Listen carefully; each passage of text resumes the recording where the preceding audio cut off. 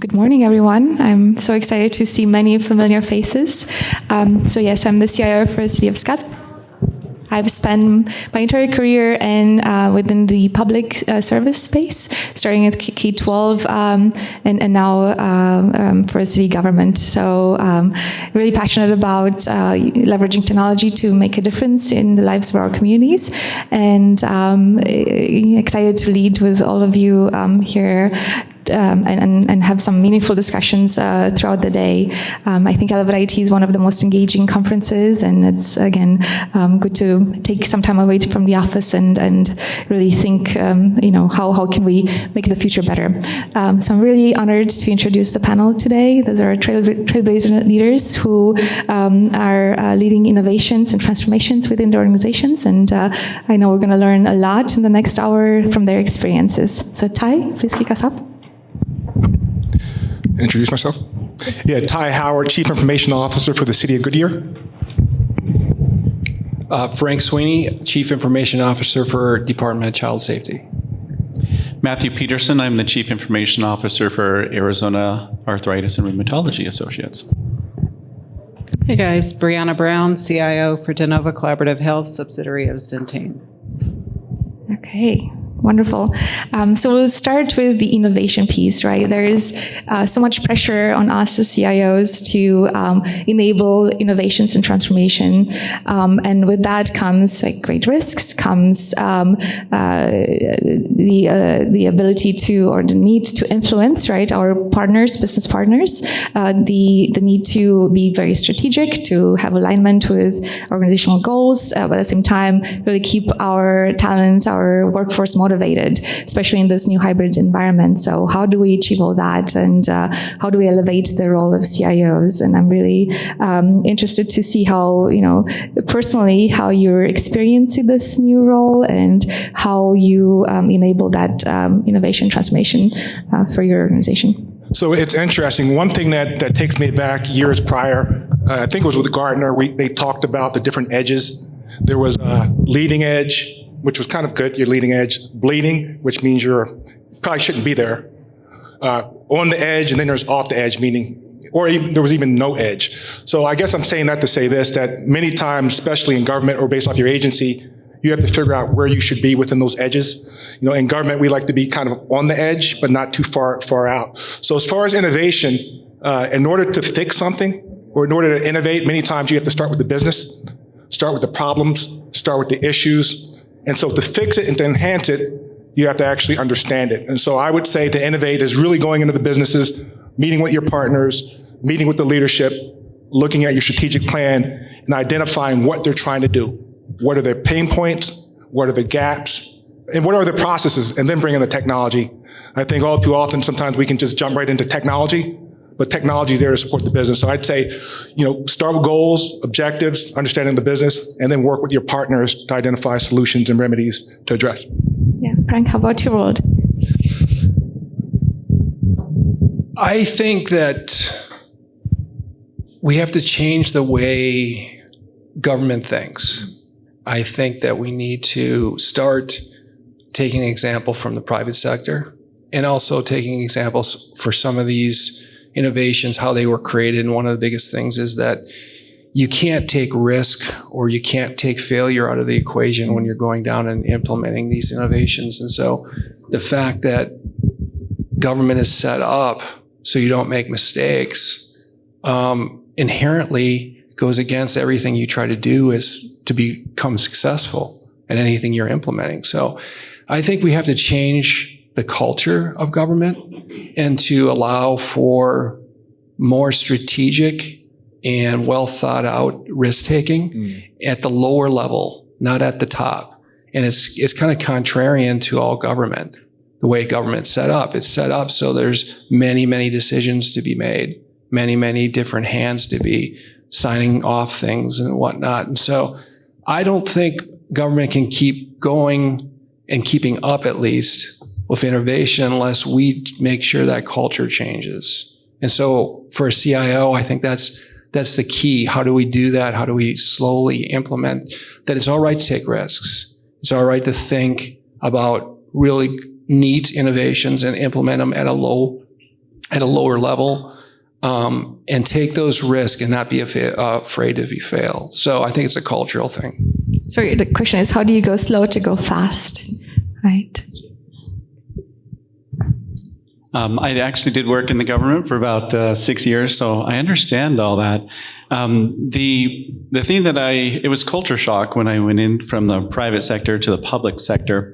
I was used to having a little bit more freedom. All of a sudden, there's a lot of red tape, and I wasn't used to that. And some of the red tape is unnecessary. Someone out there did this, so there was some red tape that was created because of it.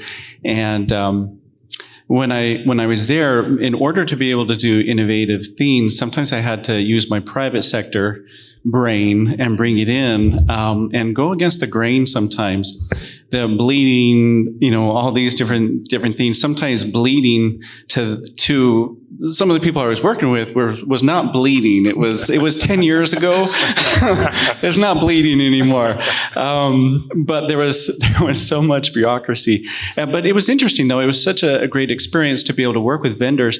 The one suggestion I would make though was that it was prescriptive. You can work with these vendors, or you can work with this set of rules. And I came in there and tried to be a little bit more creative and introduce new ideas that were, like I said, went against the grain. But having those thought processes, it actually did work. I was able to do it, even though it was different than what we've been doing for 20 years. And so that would be my suggestion. If you're working in the public sector, don't just be a lemming and go along with what everybody else is doing, because there are better things out there. All right. So working in healthcare, how many of you guys remember meaningful use? Of course, all the healthcare people raise their hand. Yes, definitely. So prior to meaningful use, healthcare was on paper. Think about going to your doctor's office and they had their paper chart sitting in front of them and they're writing and they're notating and you can't read anything that they're writing. But you know that they're looking at you and they're paying attention to you and they are actually interacting with you. Flash forward to meaningful use. A lot of vendors got into the market, went into clinicals, not knowing a lot about the workspace, not knowing a lot about what healthcare entails. Today, I can go into a doctor's office and my doctor is not facing me. He's facing the wall. He's looking at his computer. He's charting on a computer, and I feel ignored. Doesn't mean he's ignoring me, but I feel ignored. That's what healthcare technology does for us right now. And it's our job. I like what Ty said about technology isn't the front runner. I'm probably paraphrasing a little bit. It works. For me, I believe in process and people first. If you don't have solid people and you don't have a solid process, technology is in the way. So think about my doctor's office. If he's facing the wall and he's charting on me and I'm not interacting with him, I'm probably not going to go back to see him. And technology failed us. We set up a workflow that just doesn't work for us. And for me, that's what's important. And that's what I drive with my team. Always think about solutions. Don't think about the technology. The solution may be let's fix the process, or let's train the people differently, or let's get different people sometimes. But it's not always going to be about the technology itself. The other thing that I talk to my team about and I talk to others about is stop being order takers. I think technology historically has always been the Christmas list or the order takers, or, hey, I want this and I want it now. Well, we've got to question why. Why do you think you want that? Why do you think you need that new application, that new technology, that new computer?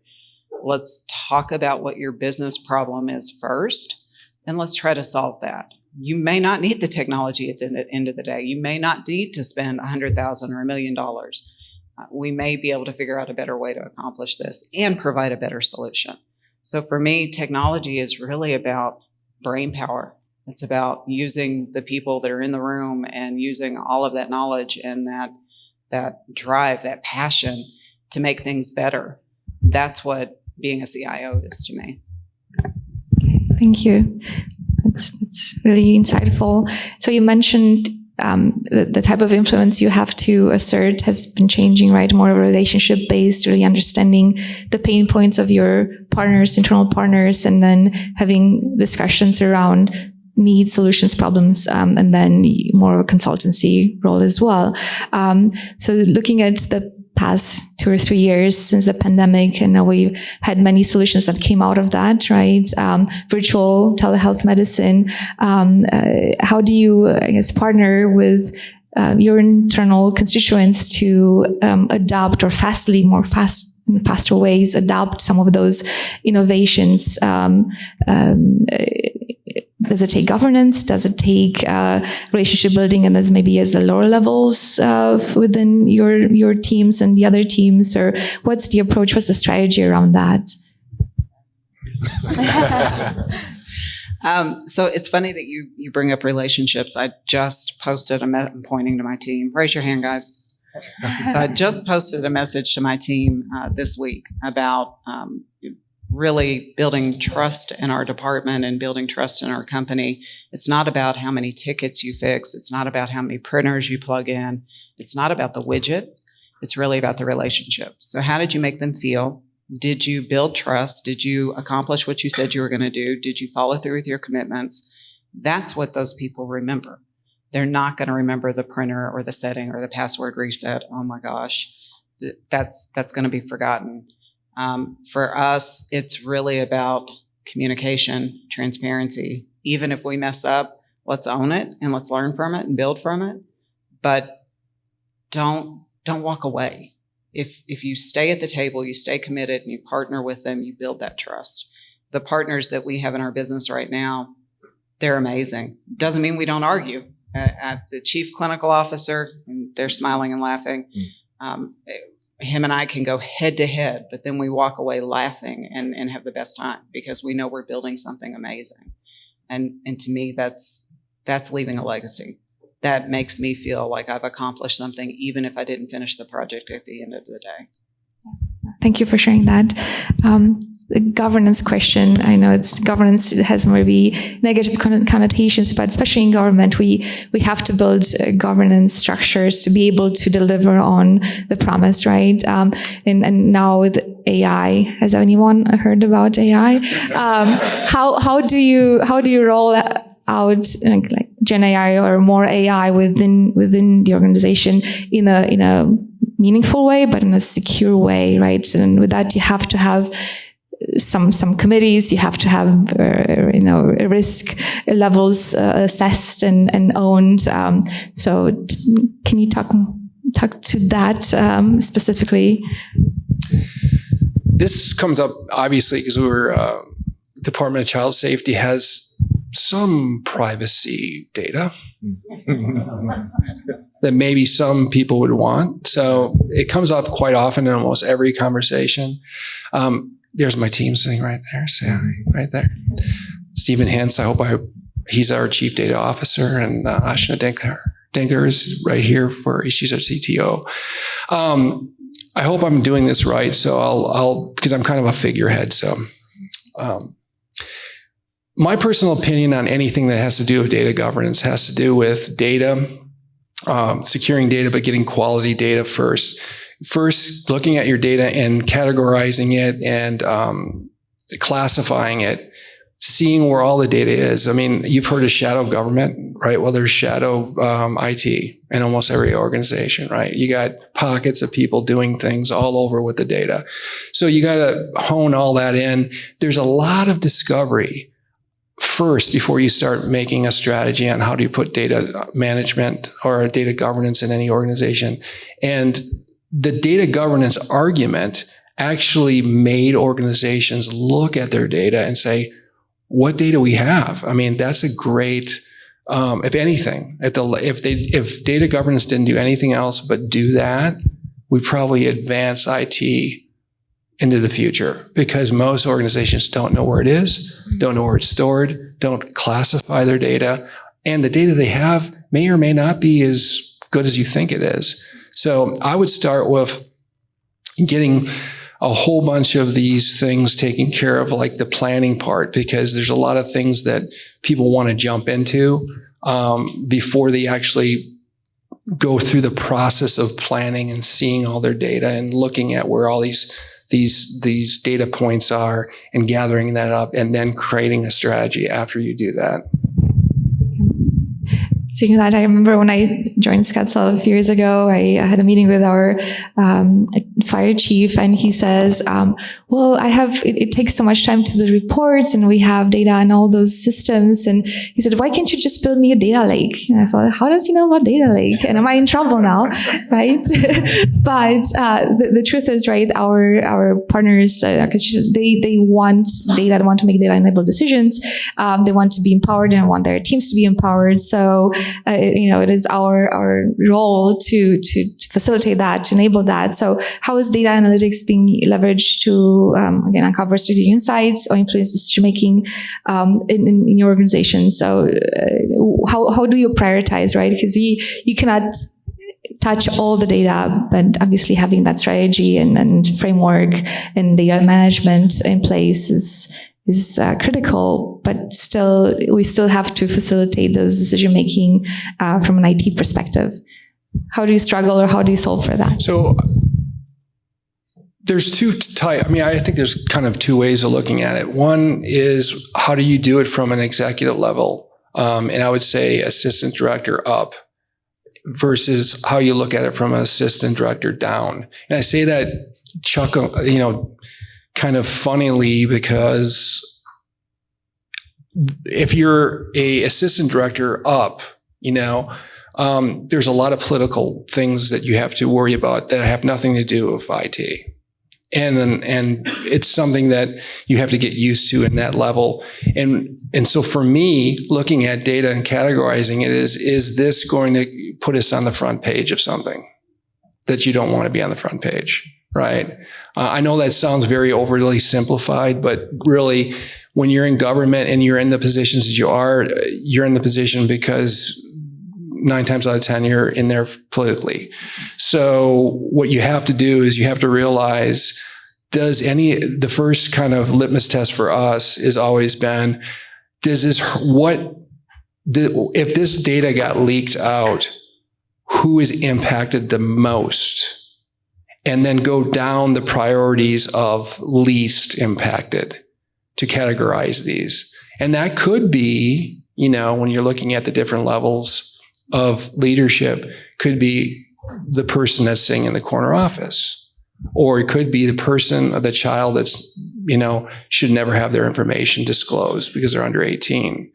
So I think it's probably different for all of us, but for us, it's so many different variables. You could sit up here all day, but the easiest way to think about it is, from top down, prioritizing who will it impact the most, and then prioritizing within your structure, your governance structure. So, anything to add from your perspective? Yeah, just one thing to add to that. So I agree 100% with Frank here. Introduced a concept that I learned in the MPA program at ASU years ago that actually resonated. It was called tragedy of the commons. And what that meant was a common area not governed becomes a tragedy, whether it be HOA, whether it be society. And so such is true with data. And if we really look at it, we look at Silicon Valley, where data is actually considered the new gold.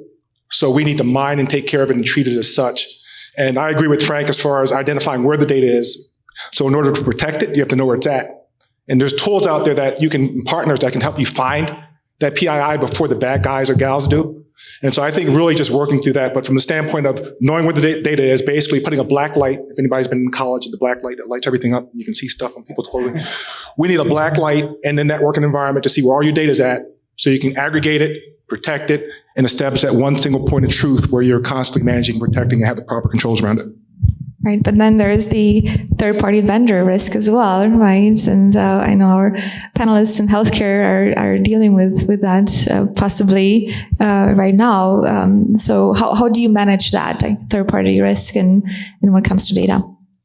Wow. Yeah, we are experiencing one of probably the largest data breach that's going on right now. It is affecting the country, at least. I've gotten multiple emails. So what happened is one of the big companies got ransomware.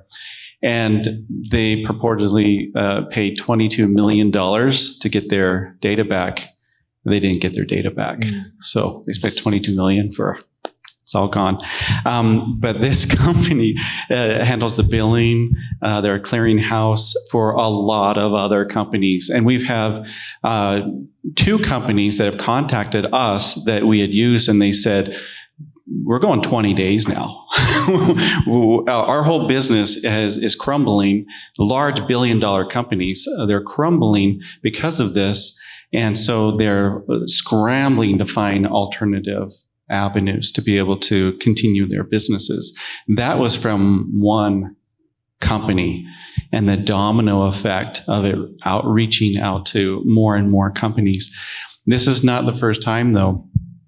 5 years ago, we had a company that we used for our electronic health record system.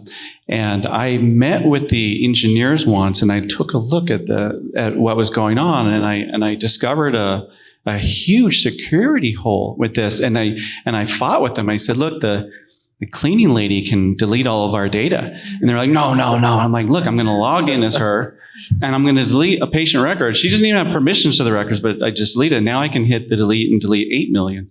And they were like crazy. And I did that with another EHR company too. Well, that first company had ransomware, and they were down for a whole week. Fortunately, we had jumped ship right before that. And then another company we're down for 10 days because of ransomware. And what does that mean? Well, we weren't getting services during that time, or we had to scramble to get other services. Well, what does that mean for the patients? What does that mean for the customers? Well, all of a sudden, now they're fearful that their data is not protected, and we don't care about their data. Well, it wasn't us. It was the vendors that we use. So then now all of a sudden that changes to, well, our vendors are an extension of us, and we are accountable for that patient and their welfare. And so if you are not doing your due diligence with your vendors, you're doing yourself a disservice. There are documents that need to be signed. In the healthcare, there's documents that have to be signed from the vendor you work with, and then the vendors they work with, because going down the line, it only takes one breach to have that domino effect. So how does it's tremendously affecting us and throughout the country right now, just with this data breach from Change Healthcare.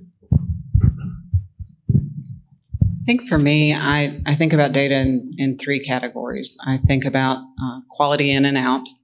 I think about security, which we've all got issues there. And I think about presentation. And I think these guys have done an amazing job talking about the governance, the quality, and the security. I'm going to probably just touch a little bit on the presentation. So for us, we're telling a story. And I think, Ty, you kind of, or maybe it was you, Frank, one of you guys talked about, how you divide up the stories that you're telling. I think it was you, Frank. You were talking about assistant directors versus, maybe a lower level position. I think about it in use cases, maybe in my sector or in my business, maybe a little bit less about positions or titles.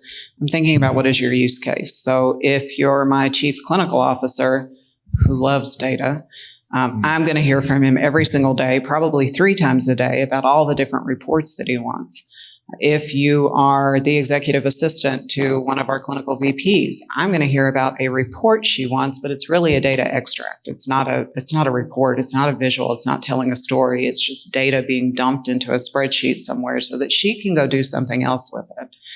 The other story that I think about is my patients. And I say I know I'm IT and I don't actually see patients, but I consider de novo my business too. So I consider our patients my patients. When I think about my patients, I think about what do they want to know. We do primary care and we do behavioral health. We are probably 85 to 90% behavioral health. Primary care, it's easy to walk in somewhere and get a report of your data. You look at your lab results and you can see, is it low? Is it average? Is it high? You look at your x-ray and you know if something's broken or not. Your doctor can show you don't hold me to this one or count this against me, but your doctor can show you your weight chart and how much you've lost or gained over the pandemic.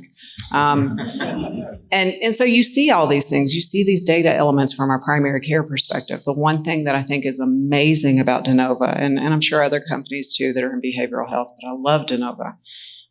We look at your mental health and we look at how are you doing and trending over time. So we look at it just like we would primary care. So if you've got a score of 3 when you started with us, depression, and maybe not a 3, that's a good grade. Maybe you started with us at a 9 and it's a 10-point scale. And over the course of 9 months, you go down to 6 and then you go back up to 7 because you have a bad month, and then you go back down to 5, and you can start to see it. And even though occasionally you may go up a little bit, you still see you trending over time down. You see that score going down. That's a story to tell a patient because it's easy. Even I do it. I have a bad day and I'm like, oh my God, the world is falling apart. This is horrible. But if you show me a scale of my days over a course of a year, and I can see that they're trending mostly positive, so I really didn't have a bad year, it just feels like a bad year today, we're doing something with that data. So that's important to me. It's not just about our business or our stakeholders, it's about our patients too. Let me just add to that as well. I'm a data guy. I love data. I love seeing reports. I love them. But I love them more when they're decision-based, when we can make decisions based off of the data. I've had a couple experiences where we made decisions off of bad data as well. So the presentation is extremely important. We let someone go off of bad data once. Oh, I felt bad about that. And that was a horrible situation. But we had an entire department we were going to let go. Well, the entire department. We're going to outsource the whole thing offshore. And our CEO had said, we've been trying to solve this for years. We just can't solve it. And then I got a team together and I said, well, let's find out why you can't solve it. And we looked at the data and we discovered something that nobody had ever seen before. And we were able to change it within a month of, these were human decisions, and we were able to pinpoint them and change the entire department.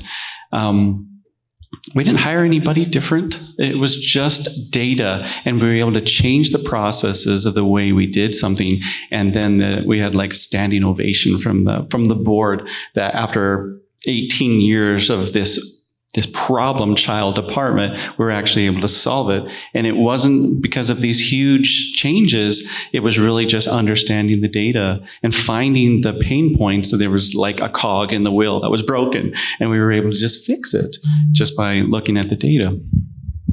Okay, so staying on the data conversation for just a little bit longer, and because this is a future-looking panel, how do you anticipate AI or Gen AI impacting data capabilities? So I had a conversation with our CFO last week, and she said, well, I expect that quite soon I will be able to just talk to the platform or whatever, the report, and say, I want this kind of report. Instead of me waiting for my teams, for my directors for weeks for them to give me a report, I'll just be able to say what I want, and then they would kick it back to me.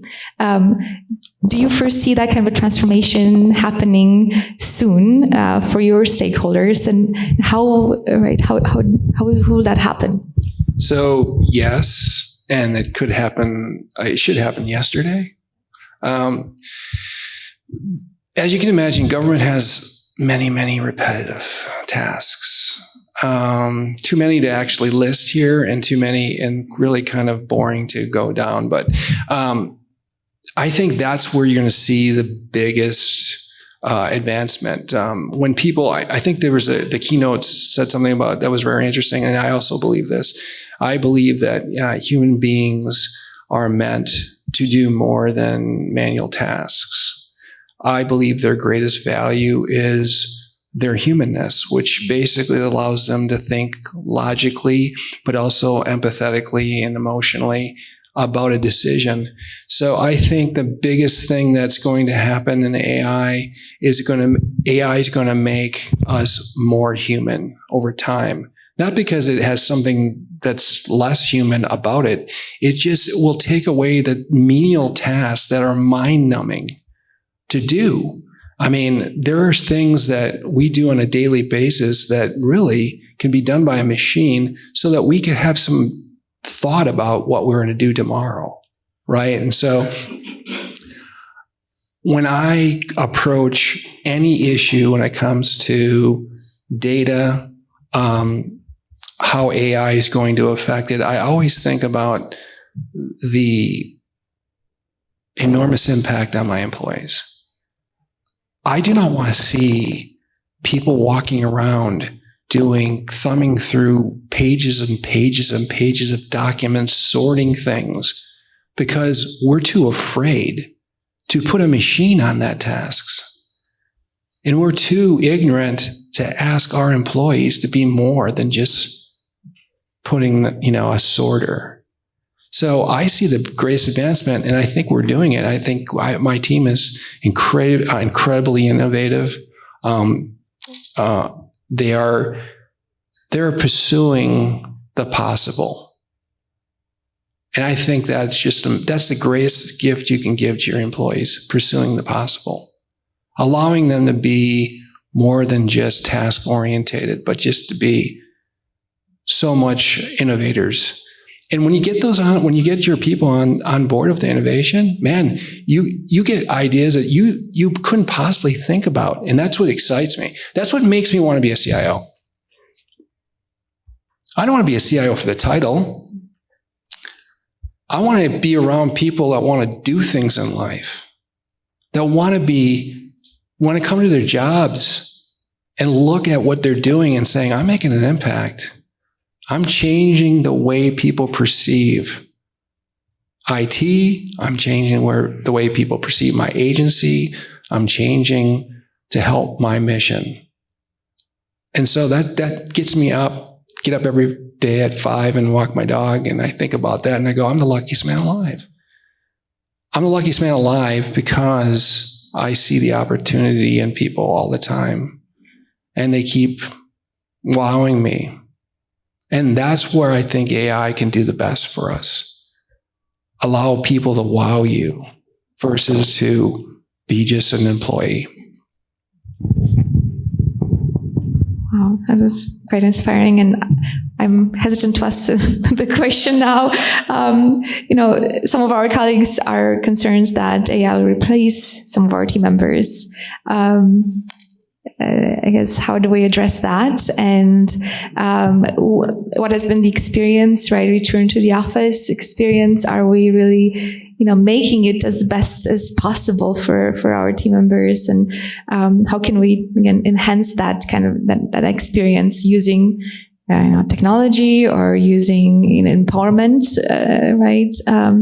So yeah, I would like to hear more about that. You got this, yeah. Okay, so as far as, you mean the hybrid working force? Yes, yes. And also the concern that AI will replace some of our functions. So I'm one where I believe we should lean in to AI. I mean, AI is no different than the prior innovations that we had out there. True story, years ago, I was a CIO for Department of Water, and my programmer, when my program, he was a manager, he was very passionate, Jorge Cano. He said, Ty, the problem now with a lot of programmers, they don't really understand it. They operate at the abstraction level. It's like they drive the car, but they don't understand the car, right? And so they can only drive the car. They can't enhance the car. And I think AI is like that. I think AI is an accelerant, right? I think AI is an opportunity for people to, as my esteemed colleagues said, to get rid of the grunt work and allow creativity. Just like a hammer is not equal to everybody, AI is not equal. There's prompters, there's people that start saying, I can use this thing, just like program language. We all can have access to program languages, but some are true programmers.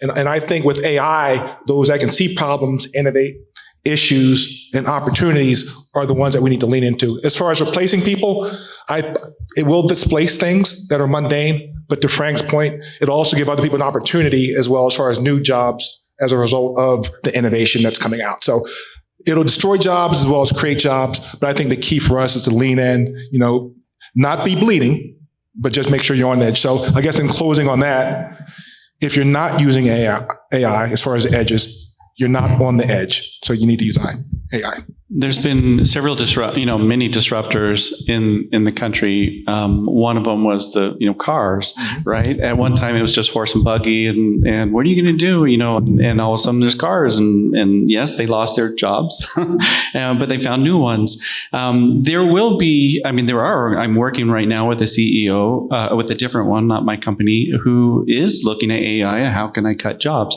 So, there is that to be able to save money and whatnot. But there is also the new opportunities that come from this.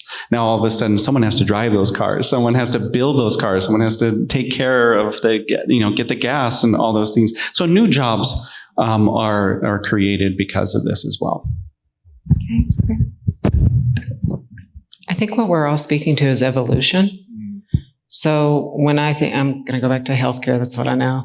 When I think about healthcare and think about medical records, how many of you guys have ever had to go into a hospital years ago, and go and ask for your chart or a medical record?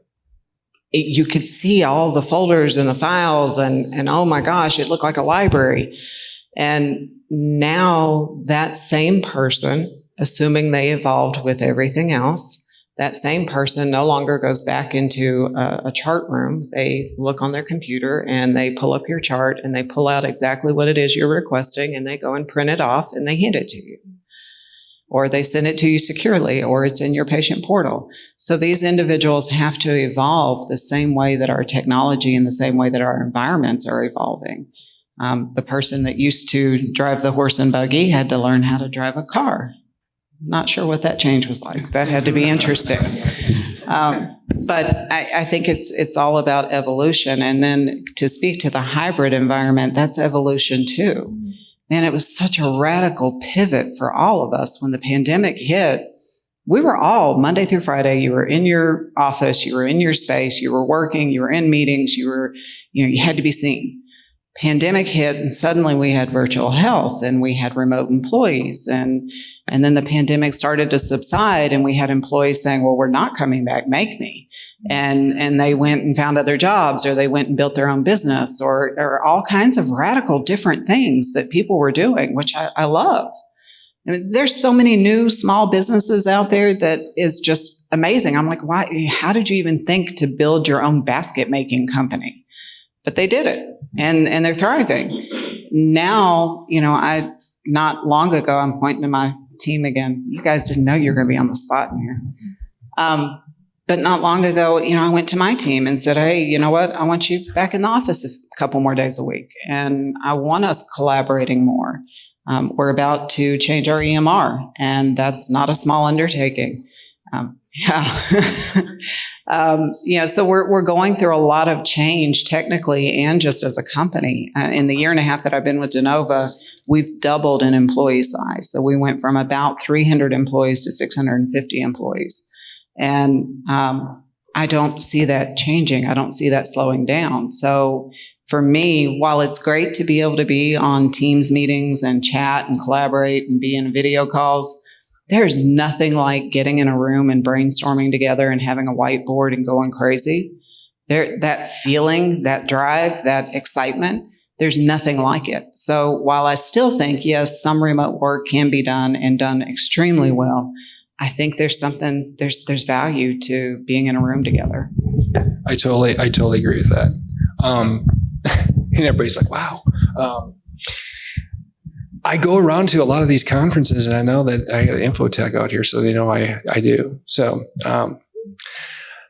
I always find it fascinating that all these conferences are just going on the bandwagon with got to do remote work. Yet their very existence is driven by people coming to the conference. All these experts, they say, hey, stay home. But, make sure you show up to my conference, right?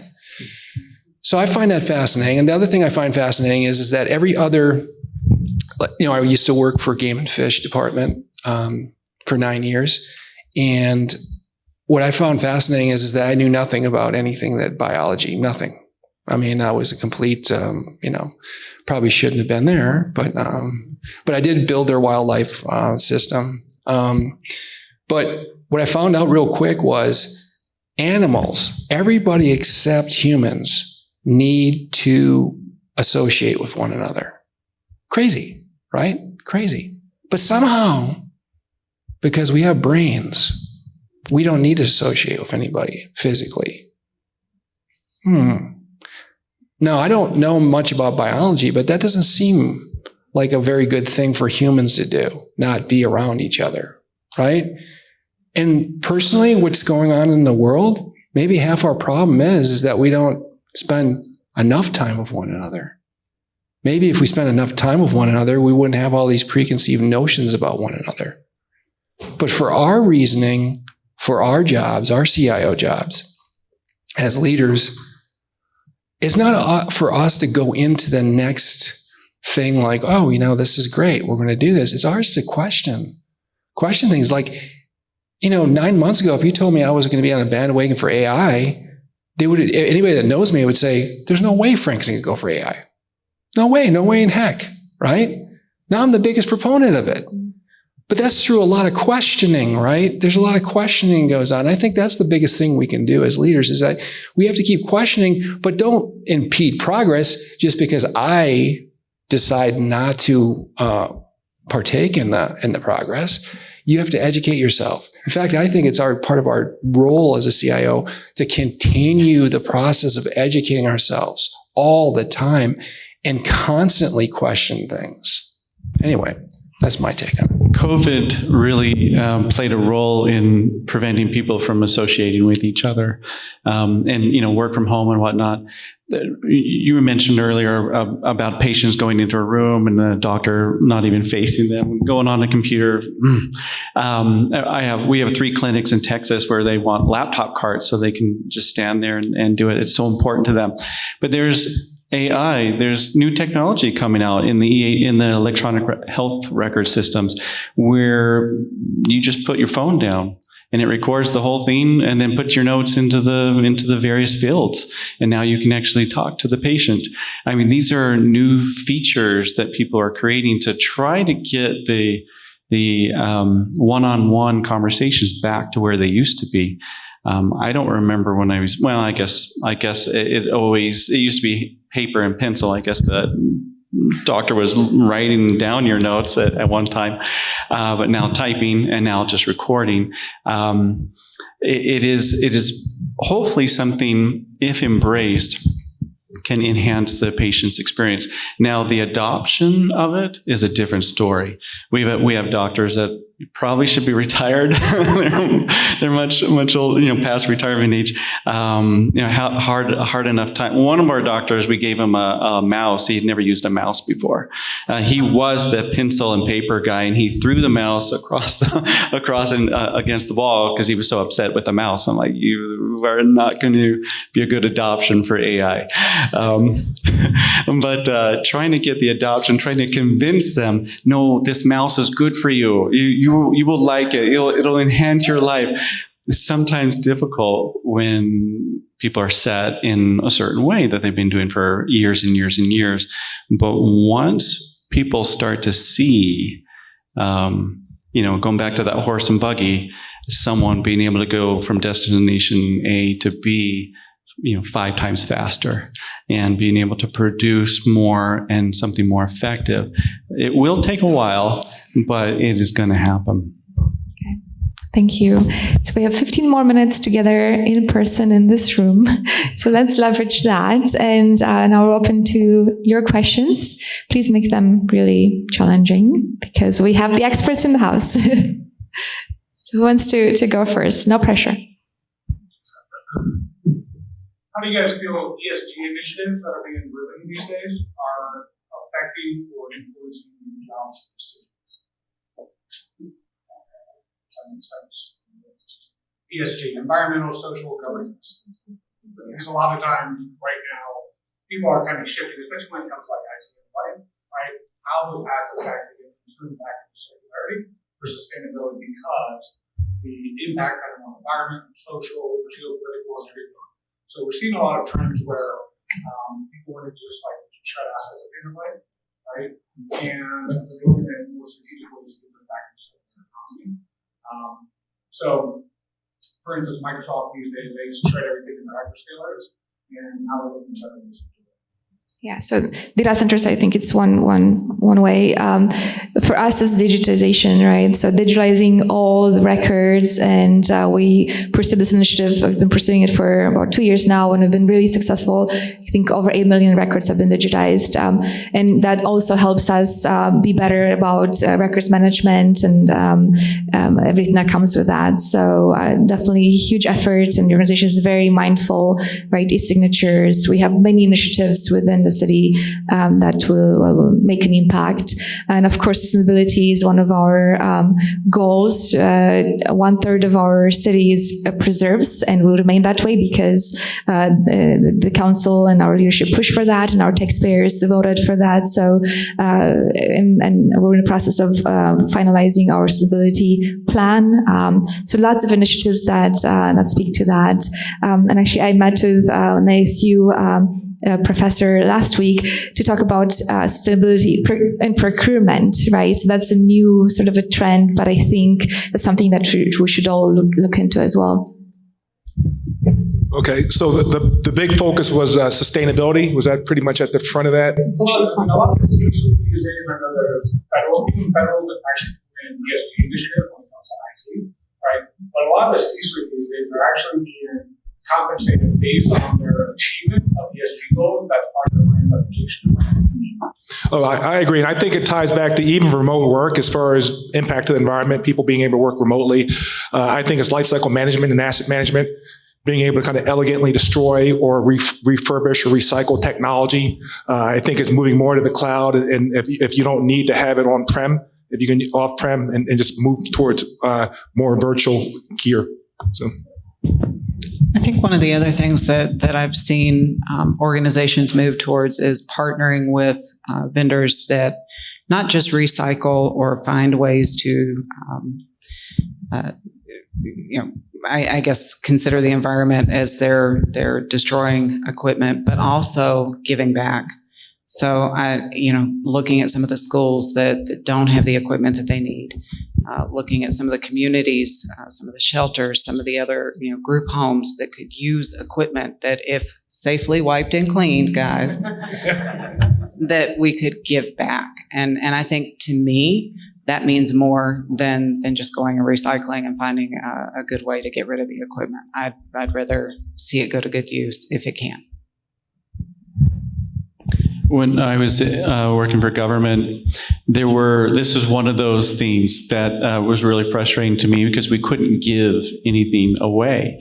And I hated it. I'm like, well, we have 4,000 computers that we don't need, but there are families that would die for these things. One of our doctors filled his suitcase full of our old laptops, which we wiped, and went to Cambodia and gave them to the people in Cambodia. And I was like, holy cow, this is a guy who makes millions of dollars, and he's bringing laptops in his suitcase to give to these people on his trip.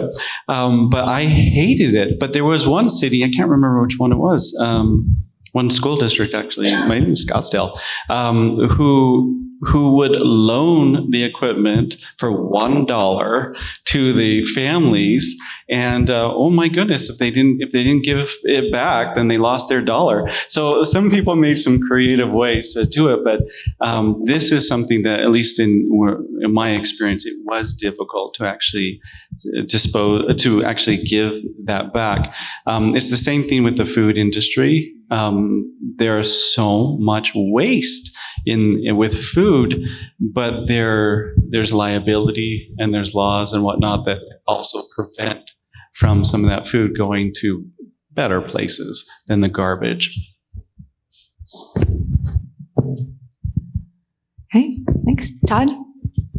How about a microphone? Would that be a little bit easier? Then everyone can hear you? Shout. I've got it anyway, so you might as well enjoy it too. It better be an AI question, Todd.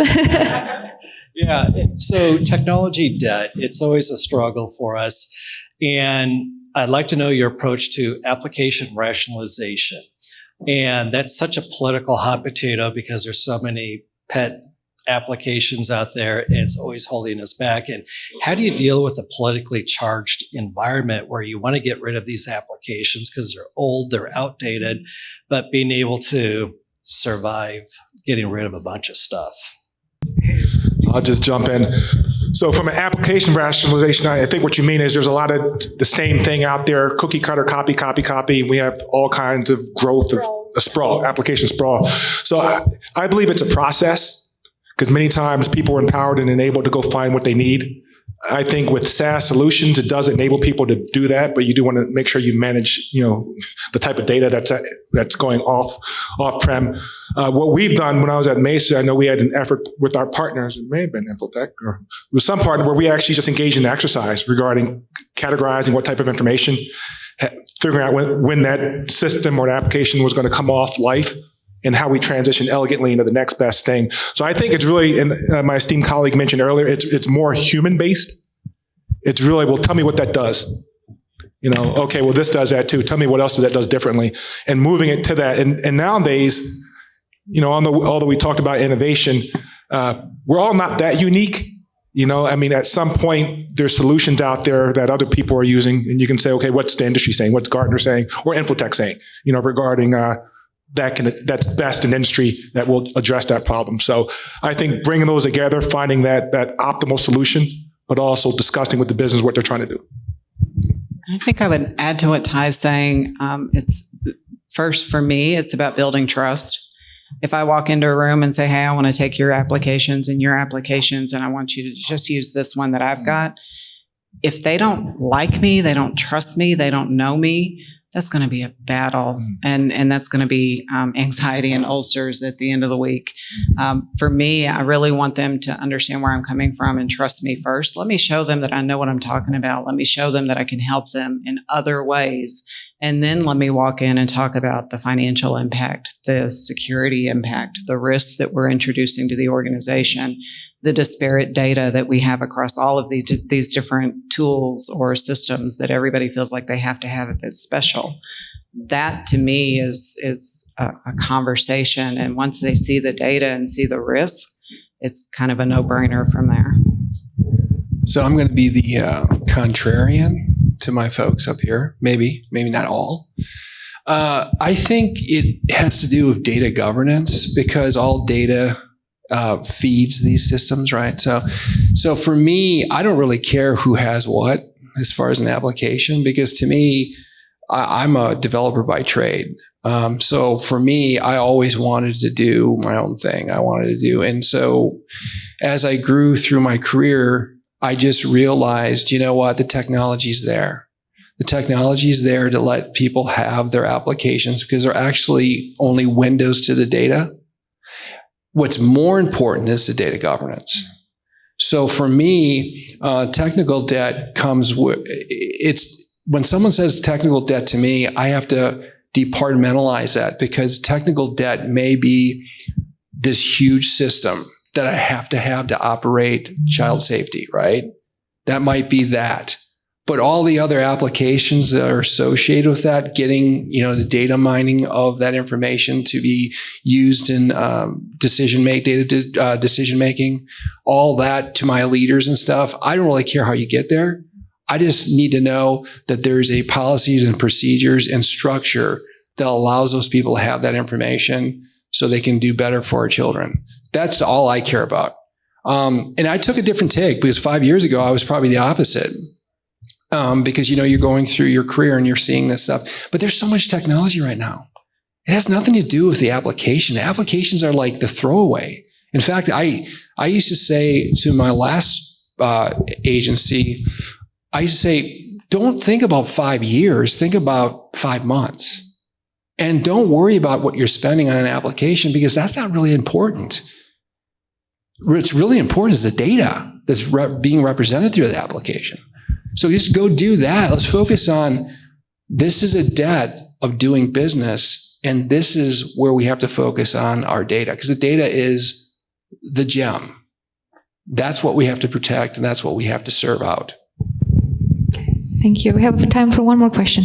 Thank you. Hi. I was just getting ready to jump on that data governance bandwagon, because in the initiatives that I work with, I'm working with process excellence, process intelligence, and lining that up with your data governance and organizational change management. Those three components, when people buy into that and they understand the power of being process intelligent and data governance, that really allows an easy conversation on how the tools or applications are chosen to manage this. And coincidentally, when you have that mindset, it allows you to take on additional technologies like AI. So that was I liked your point a lot. Thank you. So one more question. Okay. To take AI and assistive platforms to the next level, there's a lot of sharing when it comes to AI. And so I'd like to know how you balance legality, privacy, and AI. Just curious of what your approach is. I know that you have policies, procedures to control them and selections, but what is your approach on that? I mean, I guess I can answer that. Similar to technical debt, I think sometimes there's innovative debt. So there's a degree of risk. I know my colleagues mentioned that too, as far as smart risk. So just like with email, I mean, you still have the risk, right? Just like with drives, you still have the risk. So we can't be afraid of that. And at some point, you have to trust people to count the money. You know, if you have a business, you know, at the cash register, at some point, you have to trust the people after you train them. But also figuring out if there's technical tools and controls to actually prevent that. I know a lot of the partners that have AI, I think it's really vetting them too, making sure that on their end, you know, they're doing things to randomize information. And so making sure that it's not some bootleg AI system. So, you know, who's serving it up, you know, whose solution I think matters. You know, you mentioned something right there, bootlegging. I work with a company and I'm like, you're using third-party tools from other countries. How are you doing this? Well, it's faster to just, you know, use some pre-done code. And I'm like, well, that's not part of the security portions. And so you need to be careful with whoever you're working with to make sure that your data is protected, randomized, and whatnot. I want to shout out to Lindy Ho. She's going to... There she is. There's my CISO. Get a good CISO. Good. I have one and it's marvelous. Okay. Well, just wrapping up and sharing Scott's story around AI, and again, comes down to governance. We have an AR now in place to set the guidelines and boundaries around the innovation. But at the same time, right, we have to establish sort of a committee or center of excellence to assess the risk we're willing to take, and then how we're going to really implement those guidelines and assess the use cases throughout the organizations, how they align with our goals, and then how do we train and how do we empower, but at the same time, how do we continue to be on the lookout for what's happening around us, all new policies and guidelines we have to adhere to, and all that to also make sure that we have data privacy in place as well. And we're going to be implementing an AI governance platform coming up, and our future partner is here in the room, so we can share that as well. But it has been fascinating. And to wrap it up, I would like to ask Ty, Frank, Matt, and Brianna to summarize their future vision, or a vision for the IT future in one word, if possible. Calculated risk. Okay, 2 words, fine. Take it. Think the possible. Trust your team. I'm going to follow the rules. She said one word. Evolve. There you go. Wonderful. On that note, brilliant panel. Thank you. Thanks, everyone.